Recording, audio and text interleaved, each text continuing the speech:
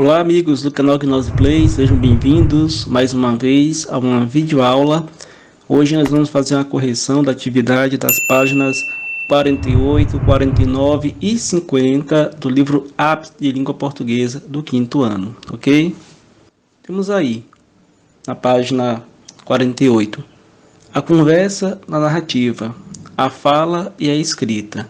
Questão 1. Com exceção do primeiro parágrafo, todos os outros são iniciados e terminados pelo sinal de aspas. O que as aspas indicam nessa crônica? Primeiro quadrinho, elas marcam as falas de cada um dos personagens. Segundo quadrinho, destacam as palavras. E terceiro quadrinho, separam trechos que foram escritos por outros autores, tá? Então, vou mostrar aqui para vocês, tá aqui a crônica, né? Texto comunicação, que é referente àquela questão 1. E você vê que, com exceção do primeiro parágrafo, ele pergunta por que os demais, eles iniciam e finalizam com aspas. Então, nós temos aqui, ó, posso ajudá-lo, cavaleiro? Pode, eu quero uma daqueles. Pois não? Então, você vê que todas as palavras aqui, elas estão iniciando e terminando, né? Todos os parágrafos estão iniciando e terminando com aspas, né? Tanto na página 42, que é a página do texto, como na página, ó, seguinte, que é a página 43, tá? Nós estamos fazendo a questão referente a esse texto, embora seja a atividade da página 48, 49 e 50, mas é referente a esse texto aqui, tá? Essa crônica. Então, ó, você vê que todos os demais parágrafos, eles iniciam com a aspa e finalizam com a aspa. Então, o que é que você pode notar com isso? Qual a conclusão que podemos chegar, né? Concluímos que elas destacam as palavras? Não, né? Embora uma das funções das aspas sejam destacar palavras, nesse caso aqui específico, ela não está destacando as palavras. Elas separam trechos que foram escritos por outro autor? Também não. Nesse momento, não. O que é que elas estão fazendo? Elas estão marcando as falas de cada um dos personagens. Até porque só são dois, né? O comprador e o vendedor. Ok? Então, marca um X aí no primeiro quadrinho. Questão 2. A crônica que você leu foi construída pelo diálogo entre dois personagens, o vendedor e o comprador. Que fato dificultou o sucesso dessa comunicação? Então, tá, gente, toda comunicação ela tem que ser clara, tá? Para facilitar o entendimento entre ambas as partes, entre quem fala e quem escuta. No caso aqui, o que dificultou a comunicação foi porque o comprador ele não soube se expressar de forma clara, né? De forma que o vendedor compreendesse o que ele queria comprar. Ele ficava lá fazendo gestos, né, caras e bocas, tentando comprar algo que ele não lembrava o nome, tá? Então ficava difícil, além dele não lembrar o nome, dele gesticulando para o vendedor entender. Mas com muita paciência, com muita calma, o vendedor chegou à conclusão do que ele queria, né? Ambos, né, concluíram. Então, respondendo aqui a pergunta, que fato dificultou o sucesso dessa comunicação? Né? Foi o fato de o comprador ter esquecido o nome do objeto que ele queria comprar. Tá ok? Na próxima. 3. Compare estas falas dos personagens. Falas do comprador. Olha, é pontuda, certo? Tem uma pontinha assim, entende? Uma espécie de encaixe, entende? O negócio, entende? Fica fechado. Falas do vendedor. Posso ajudá-lo, cavalheiro? Pois não. Sim, senhor. Infelizmente, cavalheiro. Então, letra A. Nas falas do comprador, o que mostra que ele se expressa de modo mais informal e mais espontâneo do que o vendedor. Então, gente, lembrando vocês, caros alunos, que há duas formas de se comunicar, né? A forma informal e a forma formal. A forma formal é aquela culta, né, da gramática, a norma culta, né, a erudita, tá? Aquela forma correta.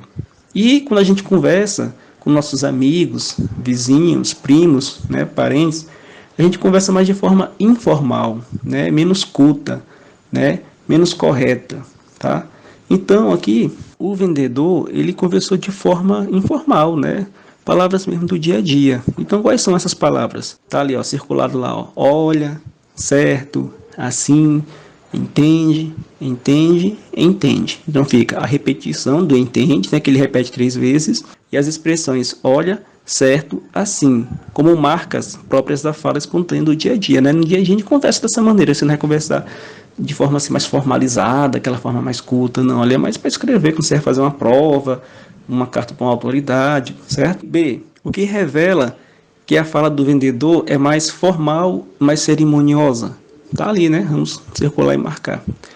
Então temos aqui, ó, cavalheiro, pois não, assim, senhor.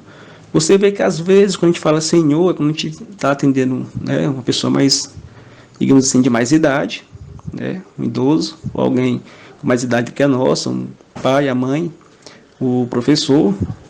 E sim, cavaleiro a gente praticamente quase não usa. O vendedor, ele emprega expressões como pois não, cavalheiro, sim senhor, que revela um tratamento mais cerimonioso, né, mais formal, né, mais culto. 4. Descrever é apresentar as características, as qualidades de algo, de tal modo que se possa imaginar o que está sendo escrito. Releia esse trecho da crônica. Isso que eu quero tem uma ponta assim, entende? Depois vem assim, assim, faz uma volta. E na outra ponta tem uma espécie de encaixe, entende? Então, gente, para descrever algo, tem pessoas que são tão boas em descrever algo, que quando ela começa a descrever aquilo para a gente já imagina na nossa cabeça. A gente vê a imagem, né? No caso aqui, desse comprador, ele não é uma pessoa boa em descrever alguma coisa, porque da forma que ele descrevia, quando a gente está lendo, que ele descrevia o que ele queria comprar, ninguém entendia, nem a gente, nem o comprador, né? Então ele não soube descrever o que ele queria. Então, dando continuidade. Letra A. Escolha a alternativa que melhor completa a frase a seguir.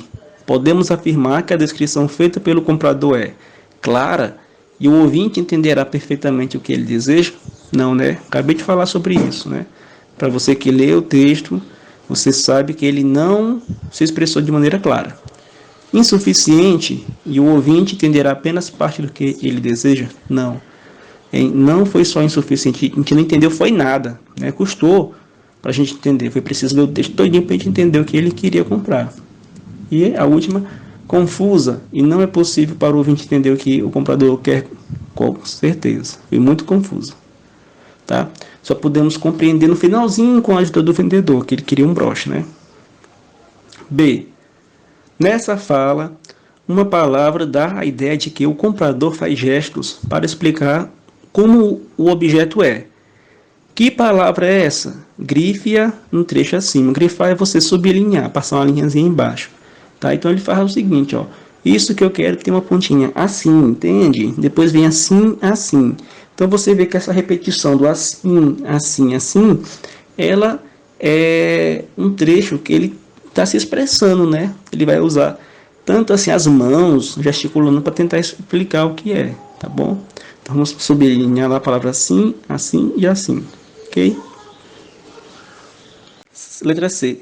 Ainda nesse trecho, o comprador emprega várias vezes a palavra entende. Assinale a alternativa que melhor indica a finalidade dessa repetição. Primeiro quadrinho. Deixar claro que o vendedor não está prestando atenção. Segundo quadrinho. Manter o vendedor atento. Ou terceiro quadrinho. Mostrar mais conhecimento sobre o assunto. Aqui no caso, quando ele fala entende, né, aquela expressão, ele quer manter a atenção do vendedor, né? Ele quer que o vendedor fique olhando para ele. Então é manter o vendedor atento, tá? O segundo quadrinho, ok? Então vamos para a próxima. Questão 5. Releia esta fala do comprador, né? Pomba, que cabeça minha. A palavra me escapou por completo. É uma coisa simples, conhecidíssima. Está aí entre aspas, né? Letra A. Circule as reticências empregadas no trecho acima. Reticências, né, para quem não lembra, são aqueles 3 pontinhos, né, que ele indica que a fala ainda continua, tá bom? Então, ele fica dando continuidade, uma fala contínua. Então, vamos circular. Tem ali, ó, no 1 e no 1, né? Ok. B. Leia em voz alta o trecho, prestando atenção na expressão hum, hum. Assinale o que essa expressão acompanhada das reticências pode indicar. Será que é uma dúvida, um espanto, uma irritação, uma hesitação, uma raiva, uma gagueira? Gente, dúvida. Será que o vendedor estava com dúvida, o comprador? É assim, Estava com dúvida, né? Vamos marcar. E hesitação também, tá? A hesitação, gente, para quem não lembra, é uma indecisão, tá? Quando ele está indeciso. Então, ele estava com dúvida, ao mesmo tempo indeciso sobre o que ele queria, tá? Não estava claro, não estava seguro. Não é espanto, porque espanto é, eita, você me assustou, já é diferente, né? Em vez de ser a reticência, a gente usaria ali o ponto de exclamação, tá? A irritação também não é, raiva também não é, muito bem a gagueira, né? Então, é isso aí, vamos para frente. C, ainda na questão 5. Marque a alternativa mais adequada para completar a afirmação a seguir. Nessa fala do comprador, a palavra pomba, né, ela dá o nome a uma espécie de ave? Tá, a gente sabe que existe uma ave, né, é chamada de pomba. Mas em algum momento no texto foi falado sobre ave, né? Não. Então, pomba aqui no caso, embora seja o nome pomba, ela não está se referindo àquela ave que voa, né, a ave que representa a paz. É uma expressão que sugere irritação e impaciência? Ou refere-se a uma cerimônia luxuosa? Cerimônia luxuosa, muito menos, gente. Gente, para responder isso aqui é assim, é o seguinte, você tem que ver se está no texto. No momento algum no texto foi falado sobre algo de luxuoso, luxo, né? Muito menos de ave. Então, só nos resta é uma expressão que sugere irritação e impaciência, que de fato, de tanto o comprador não saber o que ele queria, mesmo com toda a sua profissionalidade, né?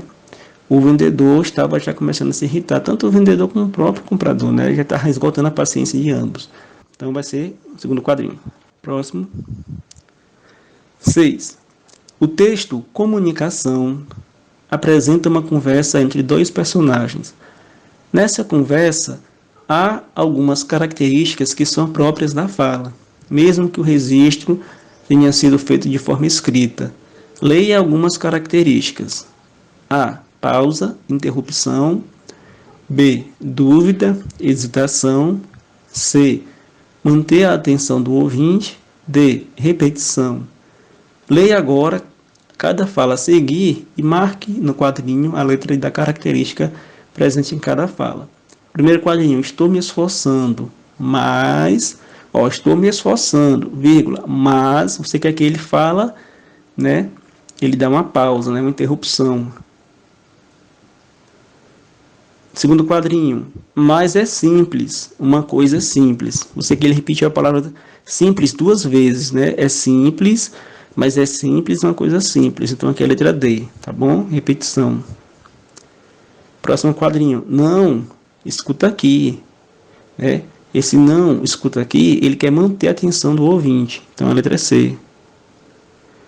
Próximo quadrinho, me vê aí a gente acabou de ver na questão anterior, que esse ele está com dúvida, ele está com indecisão, né? Que é, no caso, a hesitação. Então, letra B de bola. E sobrou, né? Serve assim para prender a atenção, para prender, para entender. Então, já foi usado todas as letras, né? A, B, C, D. Uma delas vai ser repetida aqui. Qual é? Letra C, de coração. Próxima. E para finalizar a nossa aula de hoje, em questão 7, que é para ser em grupo, mas como está na período de pandemia, você vai responder aí sozinho, tá? E pode ajudar um colega também aí, né? Pelo Zap, né? Converse e depois registre em uma folha avulsa, né? Aquela folha que foi tirada da força do caderno, foi separada, as respostas para as questões a seguir. Qual é a razão do título comunicação, tá? É uma síntese do elemento principal do enredo, um problema de comunicação entre as pessoas, né? O comprador está tendo dificuldade de se comunicar com o vendedor, tá? Pelo fato dele não saber o nome do produto que ele queria comprar. B. Geralmente as crônicas têm a intenção de ser humorísticas, também de apresentar uma crítica a algum comportamento ou situação. Isso ocorre nessa crônica? Claro, né, gente, que sim, né? Geralmente as crônicas, elas falam do dia a dia, dos acontecimentos, seja ele na política, seja ele no esporte, seja ele às vezes na religião, e muito meio referente ao meio social, né? Ela vem com a pitada de humor, né, de ironia, de sarcasmo, e geralmente ele quer fazer uma crítica e pode ter certeza que é construtiva, né? Que é que ele dá aquela pitada de humor e ele fala uma crítica às meio que as pessoas têm de se comunicar. Então a gente tem que aprender a se comunicar para podermos ser cada vez melhor, né? Entender o que o outro quer repassar, ok? Então é isso, fica com Deus, curta, tá? Se inscreva se ainda não é inscrito e repasse aí para seus colegas, tá bom? Forte abraço, até o próximo vídeo, tchau, tchau.